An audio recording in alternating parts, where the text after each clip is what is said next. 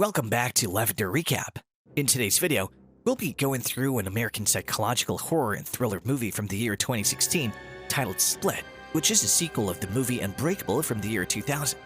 If you're visiting this channel for the first time, I'd love to have you as a subscriber. Spoilers ahead, so watch out and take care. Claire's birthday celebration kicks off the movie. Claire's classmate Casey was invited out of pity. As Claire tells her father, Casey has a habit of getting into mischief with teachers and being sent to detention. When Casey requests a ride home, she's informed that the car has broken down. Claire is about to board the bus, but her father insists that she accompany them home. Marcia, one of the girls' friends, joins them in leaving. Claire's father is approached by an unknown individual. Kevin, the individual, gets into the car a few moments later. Kevin puts on a face mask and sprays the girls with a toxin that knocks them out. Claire thinks he accidentally got in the wrong car by accident. Casey tries to open the door gently to go out, but Kevin catches her as well. Kevin leads the girls into a room with no windows in an unknown place. He yanks Marcia out of the house and leads her outside. Marcia returns to the room after she had peed herself after a brief pause. Kevin had asked her to dance for him. She informs the others. Claire claims to get free. They must band together and fight. Casey is cool and says that they need to figure out why they're there before making any decisions. In a flashback, we see Casey, who is 5 years old, with her father and Uncle John. They're both hunters, and Casey learns how to hunt from them. Uncle John describes how he tried to hunt a deer but was sidetracked by the buck. Dr. Karen Fletcher, a therapist, is watching a news program about the 3 missing girls and how Claire's father awoke to discover them and his car stolen. Karen then receives an email from someone named Barry, who states that they must speak immediately. Kevin has numerous personalities, and Barry is one of them. This alter is a sketch artist from Boston who speaks with a thick Boston accent. In this persona, he meets with Karen regularly. The girls are still looking for a way out. They glimpse what looks to be a woman chatting to their captor through a breach of the door. Claire and Marcia seek assistance from the woman.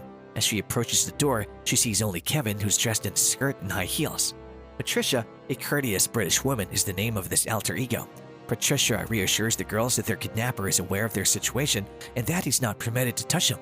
Karen is participating in a Skype chat with her patients, the majority of whom have DID, or dissociative identity disorder, including Kevin. Karen discusses how some identities have talents that others do not, as well as how she can possess who has arrived at the light and which alter is in command. She goes on to say that people with DID can modify their body chemistry by thinking about it.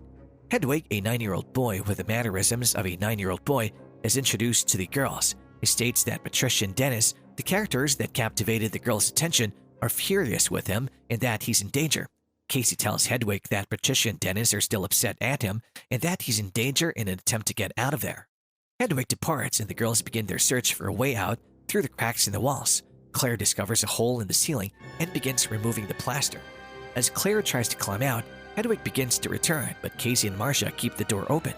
Later, as she crawls through the vents, Kevin reverts to Dennis. She locates an exit and begins running for assistance. She hides in the locker, but Dennis notices her because her trembling breath is so loud. Claire's shirt is filthy, so he tells her to take it off. He then confines her to a single room. Kevin reprises his role as Barry in another session with Karen. Karen isn't sure she's talking to Barry at all. She's seen some of his qualities, such as OCD, that she's seen in other alters like Dennis. Barry insists that he's improved. Kevin has 23 different identities, according to Karen. Kevin transforms into Dennis after Karen mentions a 24th persona, the Beast, which Dennis claims is genuine. Patricia invites Casey and Marcia to a meal.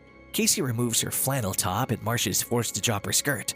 Patricia leads the girls into a dining room and begins preparing a new sandwich. When he chops the sandwich crookedly by accident, he gets irritated and starts cooking another one.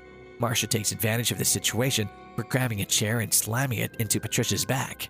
She screams for help and Casey tries to go as well.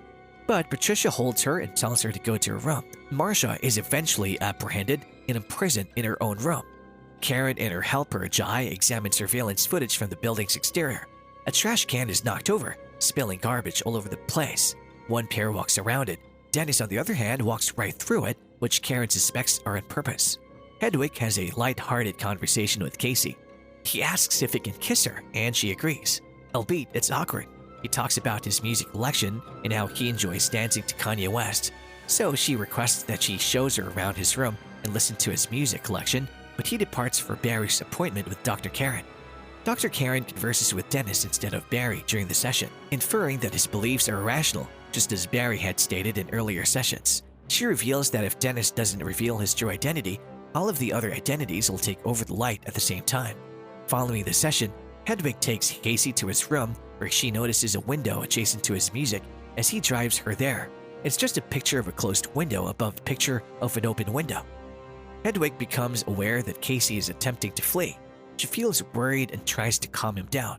He takes out a walkie-talkie, which Casey uses to call for assistance while finding Hedwig. Casey is subdued, and Hedwig reclaims the walkie-talkie. Another memory takes place in a hunting expedition with little Casey. Uncle John begins to want to play now that her father is absent. He takes off his clothes and encourages Casey to remove hers because animals don't wear clothes. Casey is holding a rifle at John when John emerges from behind a boulder. He manages to reclaim it from her, preventing her from pulling the trigger.